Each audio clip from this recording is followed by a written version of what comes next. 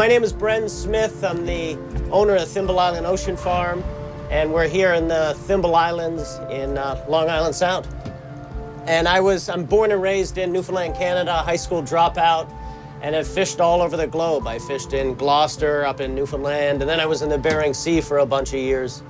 And, you know, that was the height of industrialized fishing. We were tearing up entire ecosystems with our trawls, chasing fewer and fewer fish further and further out to sea.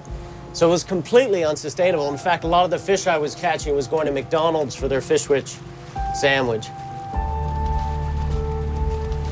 It really caused a wake-up call for a lot of folks in my generation. I was actually out in the Bering Sea, and the cod stocks crashed. And you know, thousands of people thrown out of work, canneries shuttered, and it really taught me that you can build up an economy and a culture over hundreds of years, and if you don't protect the resources, an ecosystem collapse can wipe it out in a matter of years.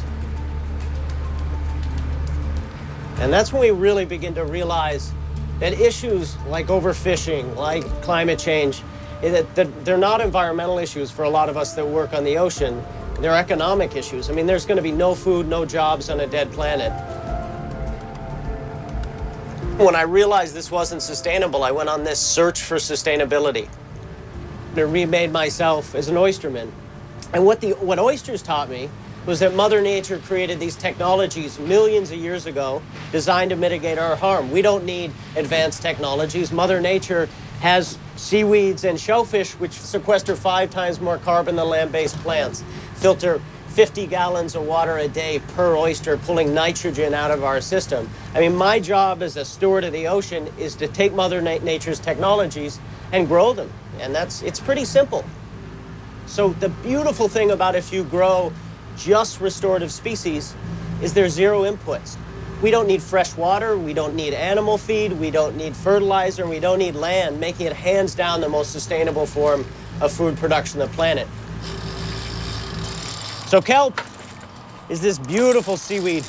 It's like the gateway drug to a new cuisine. It's one of the fastest growing plants on Earth. It soaks up 5 times more carbon than land-based plants. It's called the sequoia of the sea. But it's just the beginning. I mean, we're starting with kelp, but there are 10,000 edible plants in the ocean. Part of the plant we can turn into kelp noodles. But then this, which is biofouling, we turn into fertilizer and we can turn into animal feed.